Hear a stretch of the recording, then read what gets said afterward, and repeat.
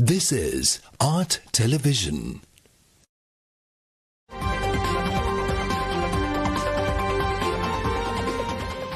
Coming up, State of Business, sponsored by IWS Aviation.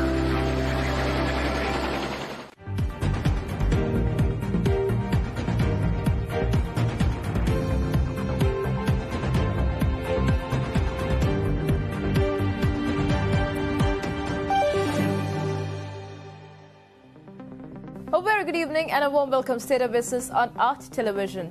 I'm Ishain Ali and let's have a look at the headlines first. President stresses importance of food security. Opposition expresses concern on measures to grow revenue. News in detail. President Ranil Wickremesinghe emphasized that military, economic and food are all components of a country's security.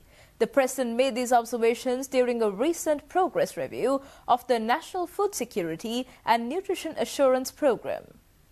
මේ ආහාර සුරක්ෂිතභාවය ආරක්ෂා කරන්න රටේ. ඒක අපේ තියෙන අද තියෙන ආර්ථික ප්‍රශ්න විතරක් නෙමෙයි ලෝකේ තියෙන ආර්ථික ප්‍රශ්න නිසා 2023 අවසන් වෙනකන් තියෙන්න පුළුවන්. යුක්‍රේන් යුද්ධේ හෙට ඉවර වුණත් ඒක එක සැරේ විසඳෙන්නේ නැහැ. 2023 යන එක එතනින් නවතින්නේ නැහැ. ඊට පස්සේ වලමු ලෝකේ තත්ත්වය කුමක්ද කියලා. දැන් ඉන්දියාව දැන් පියවර ගන්නවා තමන්ගේ ආහාර ආරක්ෂා කරන. සමහර රටවල් අපනයනය කරන්න දෙන්නෙත් නැහැ. ඒකෙන් තවත් ප්‍රශ්නයක් එනවා. ඒ නිසා අපිට දැන් තියෙන්නේ අපේ ආහාර වැඩසටහන අරගෙන සුරක්ෂිතභාවය ඇති කරන්න ඒ සඳහා අපි නීතියකුත් සම්මත කරනවා විශේෂයෙන්ම කෘෂිකර්මය නවීකරණ වැඩසටහනක් ගෙනද. ඉතින් මෙතන තියෙන්නේ මූලික යන්ත්‍රණේ විතරයි. අපි කොහොම හරි මේ රටට ඉන්ධන ගෙනත් දෙන්න ඕනේ ආහාර තියෙන්න ඕනේ. ඒ දෙකට කැප් වෙලා වැඩ කරන්න. රටේ ආරක්ෂාව කියන්නේ කැරලි විතරක් නෙමෙයි, යුද්ධ විතරක් නෙමෙයි, ආර්ථික ආරක්ෂාවයි ආහාර ආරක්ෂාව තියෙන්න ඕනේ. ඒ නිසා ඉන්ධන නැත්නම් ආහාර සපයන්න ඕනා නම් ඒ නීති රීතිත් ක්‍රියාත්මක කරන්න.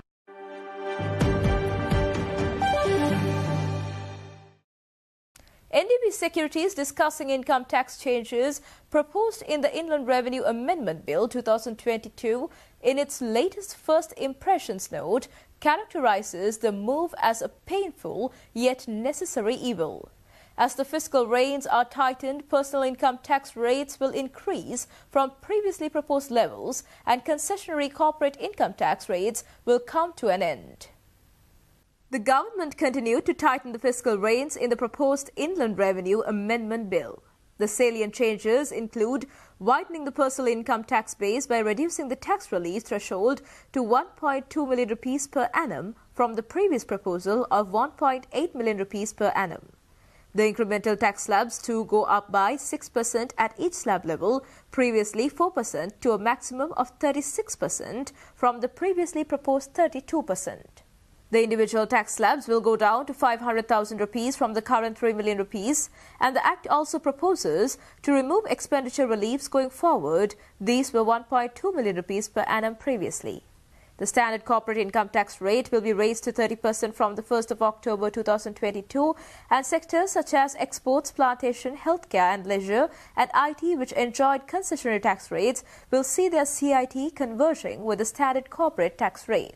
As per the IMF reform program, the government is aiming for an ambitious primary balance target of 2.3% by 2025. The latest tax adjustments are earnings dilutive on multiple fronts.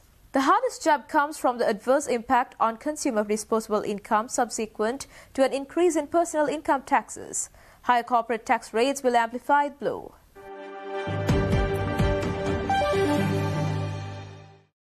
The main opposition in Parliament, Samagi Jana Balawega, says that the new proposed tax policy is a death sentence to various groups including small and medium-scale enterprises, the local business industry and the export industry as well as private sector executives.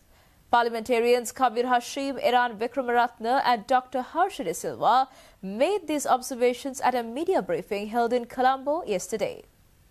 October 11 gazette එක ගහනවා. October මාසයේ පළවෙනිදා ඉඳලා අලුත් බත් දැල්ලු. ඉතින් ඒ බද්දේදී මැද පන්තිය හාන්සි. මොකද ඊළඟ මාස 6ට 2,50,000න් 50,000ට ස්ලැබ් එක වැඩි වෙන්නේ. වැඩි වෙන්නේ 106 ඉඳලා. 6 12 18 24 30 36 මේක සාකච්ඡා කළා නැහැ කොහෙවත්. මේවා තමයි හැංගුවේ. මේවා තමයි තියෙන්නේ මේ IMF එකත් එක්ක වෙච්ච ඇග්‍රීමන්ට් එකේ. අඩුම ගානේ මුදල් කාර්ක සභාවට මේවා ගෙනල්ලා නැහැ. දැන් මුදල් කාර්ක සභාවට මේක ගේන්න එපා.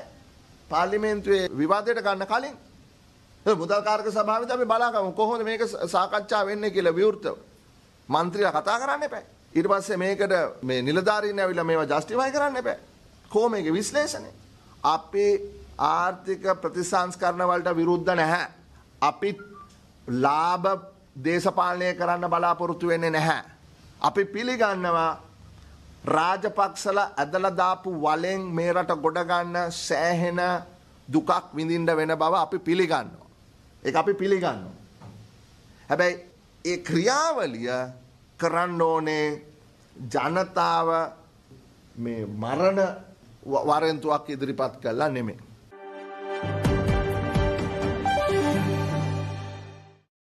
Stay tuned for more news right after this commercial break.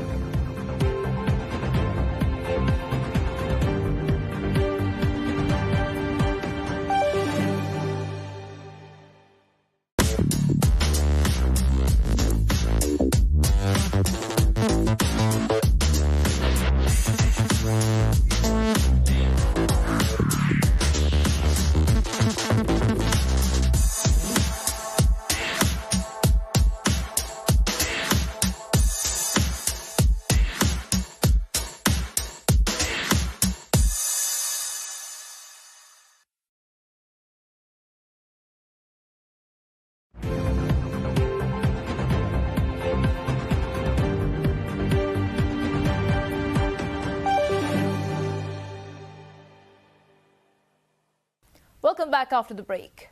Minister of Foreign Affairs Ali Sabri recently met with export-oriented organizations and chambers of commerce. Discussions focused on opportunities for exporters as well as the challenges confronted in exporting goods and services of Sri Lanka. This meeting with the private sector corporates and chambers was hosted by the Minister of Foreign Affairs in order to obtain views, ideas and propositions. This will be used to inform the ministry on the most efficacious courses of to assist and facilitate the business community to develop and boost exports. Addressing those gatherings, the Minister of Foreign Affairs stated that the ministry is committed to cooperate with the private sector chambers and to support their business endeavors. This will propel economic advancement and provide assistance to the export sector of the country. Minister Sabri assured that all missions which are under the purview of the ministry would assist and facilitate the private and corporate sector in realizing their economic and trade objectives. The missions will also connect the private sector with opening overseas. Participating organizations and chambers who expressed their views added that the successful conclusion of free trade agreements with key countries should be considered as a priority of the Foreign Ministry in order to aggrandize and boost exports. They also expressed that the government should adopt a well-structured mechanism to address issues arising from negative media coverage, thus enhancing the image and profile of the country.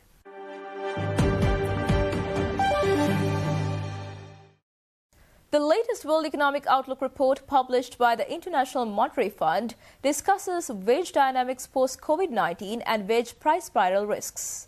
Many economies have seen sharp rises in price inflation since 2021 as adverse supply shocks buffet the global economy and labor markets appear tight in the wake of acute COVID-19 shock. These inflation rises have raised concern among some observers that prices and wages could start feeding off each other and accelerate, leading to a wage price spiral dynamic.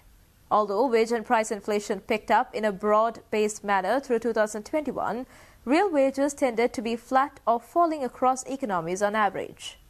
This is an important aspect of the current conjuncture since falling real wages can be deflationary by lowering firms' real cost. An analysis of historical episodes with features similar to today's suggests that this episode did not tend to be followed by a wage price spiral. In fact, inflation tended to fall gradually afterward on average, and nominal wages gradually caught up over several quarters. Model-based analysis of 2020 to 2021 wages and prices suggest disparity underlying shocks. Wages were driven predominantly by production capacity and labor supply shocks, while private saving was important for price changes. Analysis suggests a critical role for the expectations formation process in shaping wage and price prospects. When wage and price expectations are more backward-looking, monetary policy actions need to be more front-loaded to minimize the risk of inflation de-anchoring. As monetary policy tightens more aggressively and the decline in real wages helps reduce price pressures, the risk of a persistent wage price spiral emerging in the current episode is contained on average.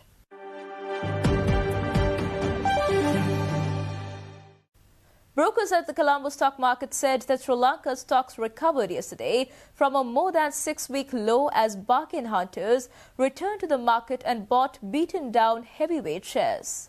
The main all-share price index gained 1.24% or 108.66 points to close at 8,853.27, recovering lowest close since the 29th of August. A market analyst attached to private sector said that market moved up on bargain hunters and with the new tax amendments being gazetted, with speculations that taxes was put to rest. However, many analysts said the market will be volatile soon.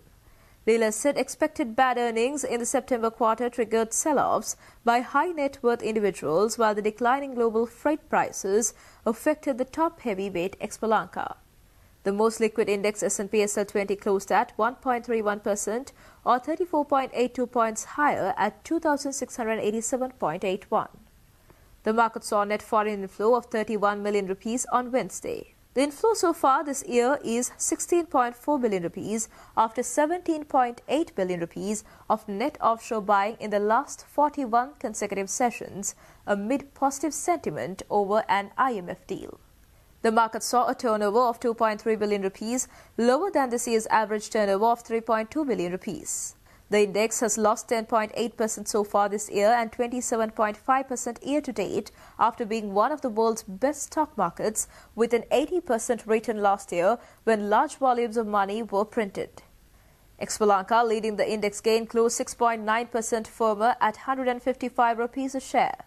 Meanwhile, Selinku Finance ended up 4.8% to 2,095.5 rupees a share, while Royal Ceramic Lanka closed 7% up at 36.4 rupees.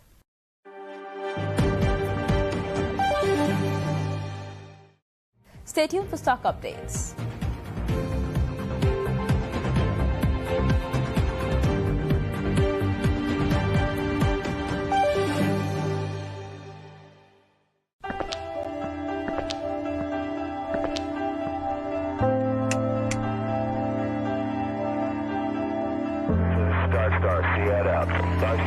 IWS Aviation.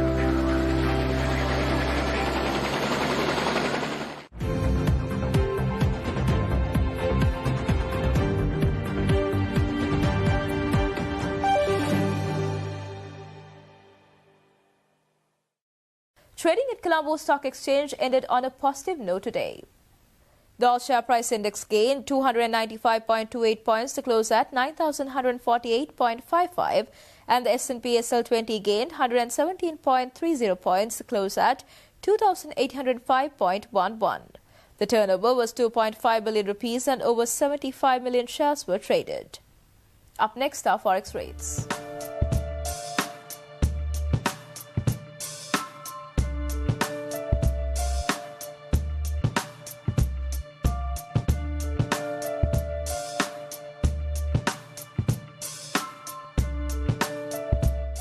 And that's all news for today. For this and more, subscribe to our channel on YouTube and follow us on Facebook. Until then, take care and good night.